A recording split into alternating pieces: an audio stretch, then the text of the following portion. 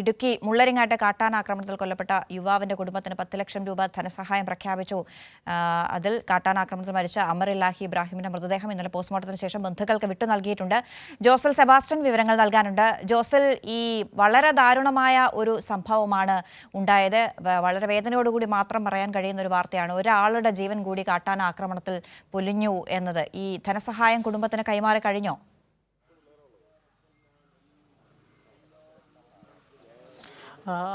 അന്ന സൂചിപ്പിച്ചതുപോലെ തന്നെ വളരെ വേദനാജനകമായ ഒരു സംഭവമാണ് ഇന്നലെ മുള്ളരിങ്ങാട് ഉണ്ടായത്.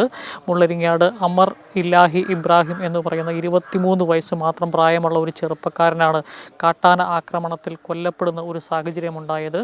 അമർ ഇലാഹി ഇബ്രാഹിമിൻ്റെ സംസ്കാര ചടങ്ങുകളുമായി ബന്ധപ്പെട്ട വീട്ടിലെ പ്രാർത്ഥനാ ചടങ്ങുകൾ ആരംഭിച്ചിരിക്കുകയാണ്. ഇവിടെ തൊട്ടടുത്തുള്ള മുള്ളരിങ്ങാട് മസ്ജിദുൽ ബദരിയ പള്ളി ഖബർസ്ഥാനിലാണ് അമറിൻ്റെ സംസ്കാര ചടങ്ങുകൾ നടക്കുന്നത്. ഇവിടെ നമുക്കറിയാം, ഇവിടെ ഈ വളരെ ജനവാസ മേഖലയാണ്. ആളുകൾ ധാരാളം തിങ്ങിപ്പാർക്കുന്ന ഒരു മേഖലയിലാണ് 15ഓളം ആനകൾ, കാട്ടാനകളുടെ കൂട്ടം ഇറങ്ങി നിരന്തരം ആക്രമണവും കൃഷി നശിപ്പിക്കുന്നതെല്ലാം സാഹചര്യമുണ്ടാകുന്നത്. ഈ നാട്ടിലെ ജനങ്ങൾ അവർ പിരിവിട്ടെടുത്താണ് ഇവിടെ ഫെൻസിങ് അടക്കമുള്ള കാര്യങ്ങൾ നിലവിൽ ചെയ്തിരിക്കുന്നത്.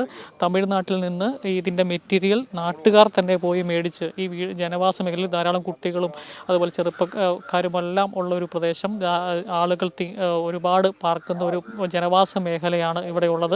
ഇവിടെ ഇത് റിസർവ് ഫോറസ്റ്റ് ആണ്. ഈ റിസർവ് ഫോറസ്റ്റ് തേക്കുംകൂപ്പാണ് ഈ മേഖലയിലുള്ളത്. ആ പരിസരത്ത് ഇത് തൊട്ട് അപ്പുറത്ത് ഈ പറയുന്ന കോതമംഗലത്തിൻ്റെ ഭാഗത്തേക്കുള്ള വനമേഖലയാണ്. ആ വനമേഖലയിൽ നിന്ന് കൂട്ടം തെറ്റിയത് വന്നതാവാം എന്നാണ് നാട്ടുകാർ പറയുന്നത്. മുൻപ് ഇത്തരത്തിൽ ഒരു 4 വർഷം മുമ്പ് വരെ ഇത്തരത്തിൽ കാട്ടാനയുടെ ആക്രമണങ്ങൾ ഉണ്ടായിരുന്ന ഒരു പ്രദേശമായിരുന്നില്ല. എന്നാൽ ഈ 10-15ഓളം ആനകൾ ഈ പ്രദേശത്തേക്ക് ജനവാസ മേഖലയിലേക്ക് ഇറങ്ങി വരുന്ന ഒരു സാഹചര്യം ഉണ്ടായിട്ട് ഏകദേശം 4 വർഷം മാത്രമാണായിട്ടുള്ളത്. എന്നാൽ ഈ 4 വർഷമായി ഇത്തരത്തിൽ പ്രശ്നങ്ങൾ എല്ലാം നിലനിൽക്കുമ്പോഴും ഒരു MLA എന്ന നിലയിൽ, തൊടുപുഴ MLA എന്ന നിലയിൽ PJ ജോസഫ് ഈ വിഷയത്തിൽ കാര്യമായി ഇടപെടൽ ഒന്നും നടത്തിയിട്ടില്ല എന്ന് വേണം പറയാൻ. അതിൻ്റെ ഭാഗമായിട്ടും കൂടിയാണ് ഇന്നലെ അത്തരത്തിലൊരു പ്രതിഷേധവും കൂടി ഉയർന്നു വരുന്ന ഒരു സാഹചര്യം ഉണ്ടായത്. ഇപ്പോൾ ഇവിടെ ഈ ഫെൻസിങ് അടക്കമുള്ള കാര്യങ്ങൾ നടത്തിയിരിക്കുന്നത് പോലും നാട്ടുകാർ പിരിവിട്ടാണ്. അവരുടെ ഏകദേശം 3 ലക്ഷം രൂപയോളം നാട്ടുകാർ പിരിവിട്ട് തമിഴ്നാട്ടിൽ നിന്നും മെറ്റീരിയലൊക്കെ മേടിച്ചു കൊണ്ടുവന്നിട്ടാണ് അവർ ഇവിടെ ഫെൻസിങ് ഒരു താൽക്കാലികമായിട്ടെങ്കിലും ചെയ്തു വെച്ചിരിക്കുന്നത്. 15ഓളം കാട്ടാനകളുടെ ഒരു കൂട്ടം തന്നെ ഈ മേഖലയിൽ ഇറങ്ങി നിരന്തരം ശല്യമുണ്ടാക്കുന്ന ഒരു സാഹചര്യമുണ്ടായിരുന്നു. നാട്ടുകാരും ഫോറസ്റ്റും കൂടെ സഹകരിച്ചാണ് ആനയെ കുറേയെങ്കിലും തുരത്തി ഓടിക്കുന്ന ഒരു സാഹചര്യമുണ്ടായത്. ഇപ്പോൾ എന്നാലും കുറേയേറെ ആനകൾ ഇങ്ങനെയാണ് ജനങ്ങൾ പിരിവെടുത്താണ് സ്ഥാപിച്ചിട്ടുള്ളത് എന്നുണ്ടെങ്കിൽ മറ്റുള്ള സുരക്ഷാ സംവിധാനങ്ങളുടെ കാര്യം എങ്ങനെയായിരിക്കും? 15 ആനയോളം സ്ഥിരമായി ഇവിടെ ഇറങ്ങി വിഹരിക്കുന്നുണ്ട് എന്നത് എത്ര ഭയാനകമായ ഒരു സംഭവമാണ് എന്നതാണ്. അപ്പോൾ അതിനുള്ള സുരക്ഷാ സംവിധാനങ്ങളൊന്നും അവിടെ ഇല്ല എന്നതാണ്. ആളുകൾക്ക് നേരെ ആക്രമണം ഉണ്ടാകുന്ന സംഭവം ഇതിനു മുമ്പ് ഉണ്ടായിട്ടുണ്ടോ?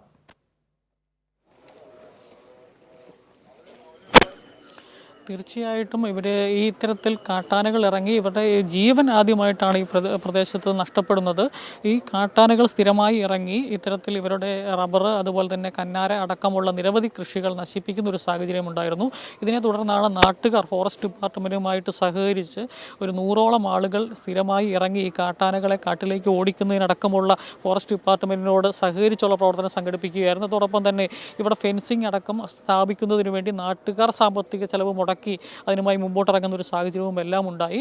എന്നാൽ അതനുസരിച്ച് ഇവിടെ കൃത്യമായി ഒരു ഇടപെടൽ നടത്തേണ്ട ആളുകൾ, ഇവിടുത്തെ ജനപ്രതിനിധികൾ, പ്രത്യേകിച്ച് MP MLA എന്നുള്ള ആളുകൾ ഈ 4 വർഷമായി കാട്ടാന ആക്രമണം ഇത്തരത്തിൽ ഈ ജനവാസ മേഖലയിലേക്ക് ഇറങ്ങി നടത്തിയിട്ട് പോലെ തൊട്ടടുത്തുള്ള ഇവിടുന്ന് ഇത് 1-ാം വാർഡാണ്, വണ്ണപ്പുറം പഞ്ചായത്തിൻ്റെ 1-ാം വാർഡാണ്. ഈ 1-ാം വാർഡിൻ്റെ തൊട്ടപ്പുറത്തോട്ട് പോയി കഴിഞ്ഞാൽ കോതമംഗലം നിയോജക മണ്ഡലമാണ്. ആ കോതമംഗലം നിയോജക മണ്ഡലത്തിൽ അവിടുത്തെ MLA ഇടപെട്ട് അവിടെ ഫെൻസിങ്ങും ട്രെഞ്ചിങ്ങും അടക്കമുള്ള പണികൾ നബാർഡിൻ്റെ സഹായത്തോടെയും MLA ഫണ്ട് ഉപയോഗിച്ചും എല്ലാം നടത്തുമ്പോഴും ഇവിടെ ഈ മേഖലയിൽ 15ഓളം ആനകൾ ഇറങ്ങി ജനവാസ മേഖലയിൽ നിരന്തരം ബുദ്ധിമുട്ടുകൾ ഉണ്ടാക്കുമ്പോഴും അത്തരം ഒരു ഇടപെടൽ നടത്താൻ ഇവിടുത്തെ MLAക്കോ MPക്കോ സാധിച്ചിട്ടില്ല എന്നുള്ളതൊരു യാഥാർത്ഥ്യമാണ്. ആ യാഥാർത്ഥ്യത്തിൽ ഉള്ളിൽ നിന്നുകൊണ്ടാണ് ഇപ്പോൾ ഇതിനെ ഈ വിഷയത്തെ അഭിമുഖീകരിക്കേണ്ടതായിട്ട് വരുന്നത്. ഏതായാലും ഈ ജനവാസ മേഖലയിൽ നിരന്തരം ഈ കാട്ടാനകൾ ഇറങ്ങി പ്രശ്നം സൃഷ്ടിക്കുന്നു എന്നുള്ളത് ഇതാണ്. കാരണം ഇതൊരു തേക്കും കൂപ്പാണ്, ഇതൊരു റിസർവ് ഫോറസ്റ്റ് മേഖലയാണ്. ഇവിടേക്ക് ഒരു രീതിയിലും ഇപ്പം തേക്കുംകൂട്ടത്തിനകത്ത് ആനകൾക്ക് ഭക്ഷിക്കാൻ പറ്റുന്നതായിട്ടുള്ള ഒരു തീറ്റയും ഇല്ല എന്നുള്ളതാണ് യാഥാർത്ഥ്യം. അതുകൊണ്ട് തന്നെയാണ് ജനവാസ മേഖലയിലേക്ക് ഇറങ്ങി കന്നാര കൃഷിയിലേക്കും അതുപോലെ തന്നെ മറ്റ് വാഴ അടക്കമുള്ള മറ്റ് കൃഷിയിടങ്ങളിലേക്ക് ഇറങ്ങി അതിന് ഭക്ഷിക്കാൻ ആവശ്യമുള്ള തീറ്റ കണ്ടെത്തുന്ന അതുപോലെ തന്നെ കുടിവെള്ളം കണ്ടെത്തുന്ന ഒരു സാഹചര്യം ഉണ്ടായത്. ഇത് അടിയന്തരമായിട്ട് ചെയ്യേണ്ടത് ഈ ജനവാസ മേഖല ഉൾപ്പെടുന്ന ഈ റിസർവ് ഫോറസ്റ്റിൽ നിന്ന് കാട്ടാനക്കൂട്ടത്തെ ഉൾവനത്തിലേക്ക് മാറ്റാൻ, പെരിയാർ കടത്തിവിട്ട് ഉൾവനത്തിലേക്ക് കടത്തിവിടുന്നതിന് വേണ്ടിയുള്ള സംവിധാനം ചെയ്യണം. അതുപോലെ തന്നെ ഇനി ഇങ്ങോട്ട് കടന്നു വരാതിരിക്കാൻ വേണ്ടി ശാശ്വതമായ രീതിയിൽ ഫെൻസിങ്ങും ട്രെഞ്ചിങ്ങും അടക്കമുള്ള കാര്യങ്ങൾ ചെയ്തെങ്കിൽ മാത്രമേ ഇതിനകത്തൊരു പരിഹാരം ഉണ്ടാക്കാൻ സാധിക്കുകയുള്ളൂ. അന്ന ജോസൽ, അവിടെ നിന്ന് ഒരുപാട് ആളുകൾ ഈ മരിച്ച ആളുടെ മൃതദേഹത്തിന് അന്ത്യാഞ്ജലി അർപ്പിക്കുന്നതിന് വേണ്ടി എത്തിയിട്ടുണ്ട്. വളരെ ദാരുണമായ ഒരു സംഭവത്തിനാണ് ഇന്നലെ ഇടുക്കി സാക്ഷ്യം വഹിച്ചത്. കാട്ടാനാക്രമണത്തിൽ ഒരാളുടെ ജീവൻ കൂടി നഷ്ടമായിരിക്കുന്നു. പി ജെ ജോസഫ് MLA ആയിട്ടുള്ള ആ പ്രദേശത്ത് ഫെൻസിംഗ് സ്ഥാപിക്കുന്നതിനടക്കം സ്വന്തം പണം ചെലവഴിച്ച് നാട്ടുകാർ സ്വന്തം പണം കൊണ്ട് തമിഴ്നാട്ടിൽ അതിർത്തി പ്രദേശത്ത് പോയി സാധനങ്ങൾ വാങ്ങിച്ചുകൊണ്ട് ഫെൻസിംഗ് നിർമ്മിച്ചു എന്നതൊക്കെയാണ് അതിൽ പറയുന്നത്. കുടുംബത്തിന് ധനസഹായം പ്രഖ്യാപിച്ചിട്ടുണ്ട് സംസ്ഥാന സർക്കാർ. എന്തായാലും ഒരു ജീവൻ കൂടി പൊലിഞ്ഞ വളരെ ദാരുണമായ വേദനാജനകമായ ഒരു വാർത്ത തന്നെയാണ് അത്. ജോസൽ സെബാസ്റ്റ്യനാണ് വിശദ വിവരങ്ങൾ നൽകിയത്.